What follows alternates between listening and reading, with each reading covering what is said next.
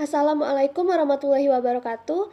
Perkenalkan nama saya Cynthia Meliana Dias Putri dengan NIM C1C019035 dari Prodi Akuntansi, Fakultas Ekonomi dan Bisnis, Universitas Jambi.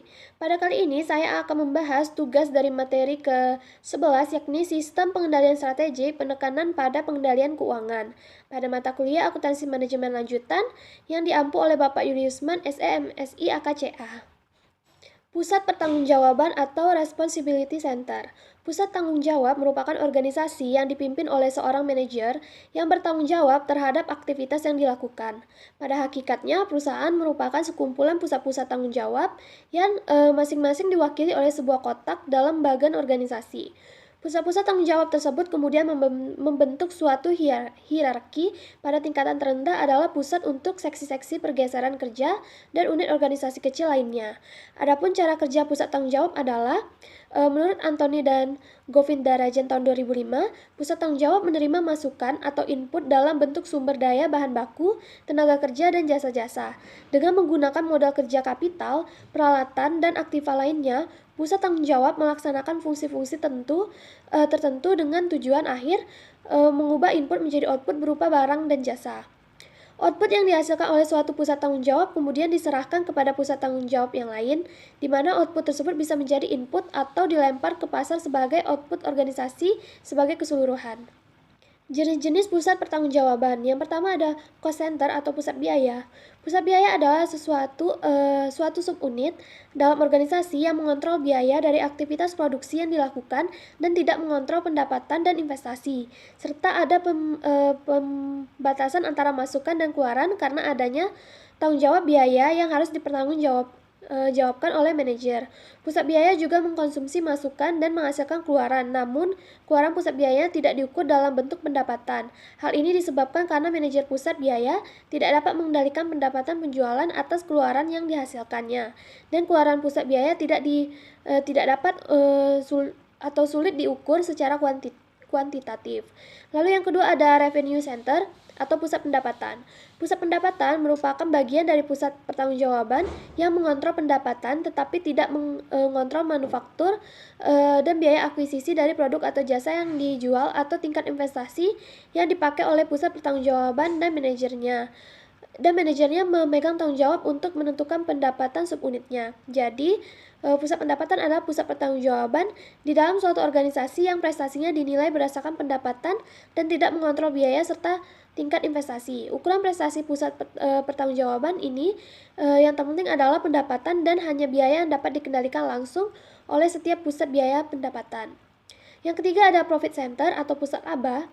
Pusat laba merupakan pusat pertanggungjawaban yang manajernya memiliki tanggung jawab untuk mengontrol pendapatan dan biaya yang dikeluarkan untuk produk atau jasa yang dihasilkan, tidak mengontrol tingkat investasi. Pusat laba prestasinya dinilai atas dasar selisih antara pendapatan dengan biaya dengan pusat pertanggungjawaban yang dipimpinnya. Pada umumnya, pusat laba dibentuk jika perusahaan mempunyai usaha yang bervariasi sifatnya sehingga manajemen puncak mendelegasikan wewenangnya ke manajer yang lebih rendah. Yang keempat ada investment center atau pusat investasi. Pusat investasi mengharuskan manajer dan karyawannya mengontrol pendapatan, biaya, dan tingkat investasi dalam pusat pertanggungjawaban. Karena manajer bertanggung jawab untuk keuntungan subunitnya dan penggunaan modal atau investasi ke dalam subunitnya akan menghasilkan laba. Jadi pusat investasi dalam suatu organisasi yang mempunyai pengendalian atas biaya dan pendapatan serta pengendalian atas dana investasi agar memperoleh laba yang lebih besar. Analisis pertanggungjawaban investment center. Yang pertama ada Return of Investment atau ROI. Menurut Haryadi tahun 2002, Return on Investment merupakan perhitungan nilai yang menunjukkan tingkat pengembalian dari suatu investasi. Dari beberapa definisi tersebut, maka dapat diambil kesimpulan bahwa Return on Investment adalah kemampuan perusahaan untuk menghasilkan tingkat pengembalian investasi. Yang kedua ada analisis residual income atau RI.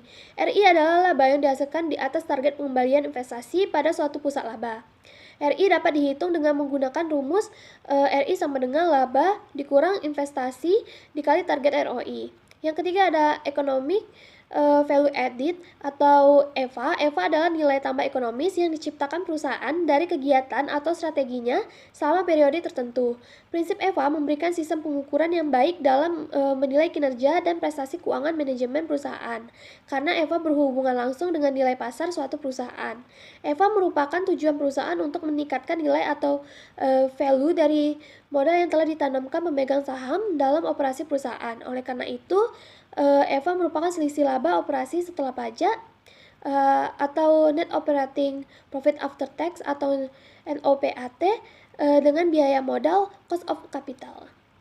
Transfer pricing. Transfer pricing adalah suatu kebijakan perusahaan dalam menentukan harga transfer, di mana harga transfer itu sendiri adalah harga yang ditimbulkan atas penyerahan barang, jasa, atau harta tak berwujud lainnya dari satu perusahaan ke perusahaan lain yang masih terikat dalam hubungan kepemilikan. Terdapat dua kelompok transaksi dalam transfer pricing, yaitu intra-company dan intercompany transfer pricing. Intra-company transfer pricing merupakan transfer pricing antar divisi dalam satu perusahaan, sedangkan intercompany transfer pricing merupakan transfer pricing antara dua perusahaan yang mempunyai hubungan istimewa. Transaksi intercompany transfer pricing bisa dilakukan dalam satu negara atau domestic transfer pricing, maupun dengan negara yang berbeda atau international transfer pricing. Metode transfer pricing yang pertama, harga transfer dasar biaya. Metode ini digunakan pada transfer antar perusahaan yang menggunakan konsep pusat pertanggungjawaban biaya. Kinerja manajer diukur melalui pertanggungjawabannya mengenai pengendalian biaya. Konsep ini sederhana dan menghemat sumber daya karena tersedianya informasi di setiap tingkat aktivitas perusahaan. Yang kedua, harga transfer atas dasar harga pasar. Metode transfer pricing atas dasar harga pasar merupakan ukuran yang paling memadai karena sifatnya yang independen. Namun, keterbatasan informasi pasar terkadang menjadi kendala dalam menggunakan transfer pricing berdasarkan harga pasar. Yang ketiga, harga transfer negosiasi. Baik harga transfer berbasis harga pasar maupun harga transfer berbasis berpotensi untuk tidak tercapainya persetujuan harga antar pihak-pihak. Maka tidak jarang biaya transfer tersebut dinegosiasikan antara pembeli dan penjual di luar harga yang direferensikan atau berdasarkan penerapan formula biaya yang telah ditetapkan sebelumnya. Juga karena adanya keinginan dari pihak penjual untuk menerapkan kebijakan harga transfer perusahaan yang normal. Share service allocation. Share service allocation adalah alokasi sumber daya pada pusat layanan bersama. Adapun yang dimaksud pusat layanan bersama adalah sebuah entitas atau unit dalam sebuah multi-unit bisnis yang bertanggung jawab atas pelaksanaan dan penanganan tugas-tugas operasional tertentu, seperti akuntansi, SDM, pengkajian, IT, legal, pembelian, dan keamanan. Tujuan share cost allocation yang pertama menyediakan pelanggan dengan transparansi dan kontrol atas penggerak biaya atau cost driver. Yang kedua, memberikan fleksibilitas atas bagaimana sumber daya bisa digunakan sekaligus menjaga modal alokasi yang konsisten. Yang ketiga, meninggalkan pilihan atas alokasi sumber daya dan pengendalian harian dengan penyediaan layanan. Biaya share service allocation. Yang pertama, infrastruktur cost. Infrastruktur cost harus benar-benar terpisah dari biaya overhead dan people cost.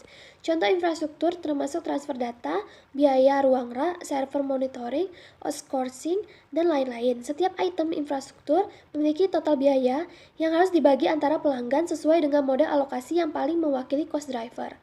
Yang kedua, people cost. Orang dalam sebuah share service menghabiskan waktu mereka dalam 3 hal. Yang pertama, proyek kerja, tugas-tugas manajemen pemeliharaan dan insiden, lalu mengelola sumber daya manusia lain. Setiap orang yang bekerja di share service memiliki biaya tertentu. Biaya-biaya tersebut diantaranya adalah gaji dan benefit, biaya bangunan dan ruang. Biaya peralatan waktu yang dihabiskan untuk pekerjaan proyek dapat langsung dialokasikan kepada pelanggan, tetapi waktu yang dihabiskan pada manajemen sumber daya manusia lebih sulit untuk diukur. Untuk mengatasi masalah ini dapat dihitung biaya waktu yang digunakan untuk manajemen sumber daya manusia dan mengalokasikannya antara laporan di bawah manajer. Baiklah, sekian penjelasan singkat saya terkait materi sistem pengendalian strategik penekanan pada pengendalian keuangan. Mohon maaf jika ada kesalahan. Terima kasih. Wassalamualaikum warahmatullahi wabarakatuh.